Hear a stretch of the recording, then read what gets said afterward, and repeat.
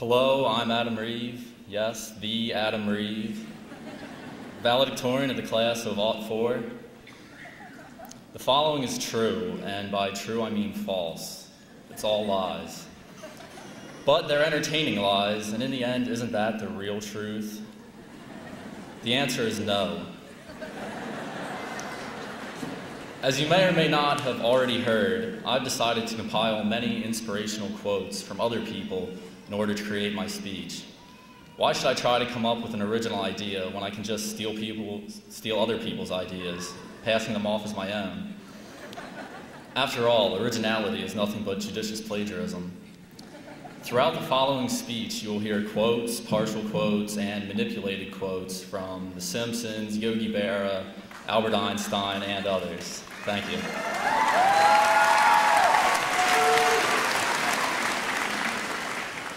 Please hold your applause till the end. While I was writing this speech, I was given some advice by a brother who will remain nameless. He said, the whole time my class's valedictorian was up there talking, all I could think was, why doesn't he just shut up? I don't care what he's saying, I just want to graduate. So I decided that as long as I had to make a speech and you guys had to listen, I'd try to make it funny. After all, people will pay more to be entertained than educated.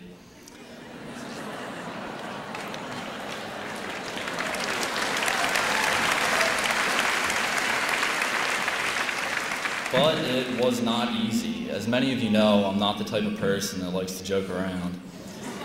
So hopefully you find most of this humorous. If you don't, please pretend to laugh so you don't shatter my self-esteem. Becoming valedictorian was not easy. It wasn't something that happened overnight. It took a solid weekend of studying to get to this level. It's no cakewalk being a teenager, juggling schoolwork and family like so many juggling balls, too, I suppose. But somehow I managed to fit in 8 hours of TV a day. To enhance my studies, I followed the 3 R's: reading TV guide, writing the TV guide, and renewing TV guide. It didn't matter how much homework I had or if I had a test, I always made time for what was really important. And watching all that TV paid off. It certainly helped me write this speech. Benjamin Franklin once said, wise men don't need advice and fools won't take it. And I'd like to say in advance that most of the advice I have probably shouldn't be taken, but without further deliberation, I'll begin. All the stuff we learned here in school is supposed to be preparing us for the rest of our lives, so we can be successful, but success is not easily accomplished. To succeed at something, you actually have to try, and everyone knows that trying is the first step towards failure. As a wise, fat, bald father told his spiky-haired son after an unsuccessful attempt at success, quote, "You tried your best and you failed miserably. The lesson is, never try," end quote. There's a poster down by the cafeteria that says, you miss 100% of the shots you don't take, but couldn't it just as easily say, you never miss a shot you don't take? Trying is hard. It's so much easier to just assume you're going to screw up and not bother with the whole failing thing. That same wise father told that same son after he realized that playing the guitar wasn't easy, quote, "If something's hard to do, then it's not worth doing. You just stick that guitar in the closet next to your shortwave radio, your karate outfit, and your unicycle, and we'll go inside and watch TV," end quote. But it's not always that easy. I know it's an unpopular idea, but sometimes hard work and the occasional failure is necessary to accomplish something. After all, anyone who has never made a mistake has never tried anything new. Blowing something up may be a step toward a great accomplishment. I bet Einstein blew up all sorts of stuff before he invented the light bulb.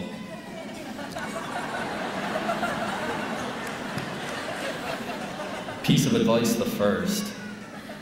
If any of us do decide to try, here are some pointers we should keep in mind. Family, friends, religion. These are the 3 demons we must cast off if we want to be successful in the modern world. When it's time to make an important business decision, we can't be stuck driving some pregnant woman to the hospital or wasting time praying in some church or synagogue. And don't be opposed to cheating. If you can take advantage of a situation in some way, it's your duty as an American to do it.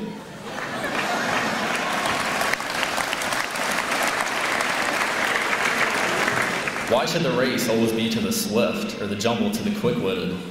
Should they be allowed to win merely because of the gifts God gave them? Well, I say, cheating is the gift man gives himself. And teamwork never got anyone anywhere. I mean, does anyone really remember what team Babe Ruth played for? And that's another thing. Nobody likes facts. Facts are meaningless. Facts can be used to prove anything that's even remotely true. It's the same way with statistics. 14% of all people know that you can come up with statistics to prove anything. The other half of the population just hasn't caught on yet. Piece of advice the second. We should try to make as much money as we can. I know a nickel ain't worth a dime anymore, but it's actually pretty easy to do. There are plenty of ways to make money, like begging. I know this great place that'll chop off your legs for free. Or if that doesn't work, you could always sell one of your livers. You really only need one. Inspire terror in your family. For that, we'll need to further our educations. I know education is one of those things that involves trying, but it also makes it people easy to lead, but difficult to drive, easy to govern, but impossible to enslave. Even learning has its flaws, though. I mean, how is education supposed to make us feel smarter? Every time we learn something new, it pushes some old stuff out of our brains. Like the time I took that home winemaking course and forgot how to drive. But despite all its drawbacks, education is still necessary. When asked how much educated men were superior to those uneducated, the late great Aristotle answered, "As much as the living are to the dead." He may have been exaggerating a little, but that's still a pretty apt analogy. Piece of advice the third. I'm about done here, and I couldn't find a way to fit in all these quotes into my speech, but I really wanted to steal them, so here you go. When you come to a fork in the road, take it. You can observe a lot just by watching. Common sense is not so common. You can't keep blaming yourself. Just blame yourself once and move on. You go through life, you try to be nice to people, you struggle to resist the urge to punch them in the face, and for what? That's my favorite. Remember, you can always find ease by staring directly at the sun. If something goes wrong at work, blame the guy who can't speak English. Intellectuals solve problems, geniuses prevent them. Blessed is he who expects nothing, for he shall never be disappointed. And last but not least, to thine own self be true. In conclusion, I'm not sure what lies ahead of us. It's hard to make predictions, especially about the future. I mean, the future ain't what it used to be. But in 25 years, you just got that, huh? But in 25 years, when we come back for our high school reunion, we'll have a lot of memories. It'll be great to see the old gang again. Potsy, Ralph Mouth, the Fonz. But they weren't all happy days. Like the night I lost all my money to those card sharks and my dad, Tom Bosley, had to get it back. But all in all, school has been fun.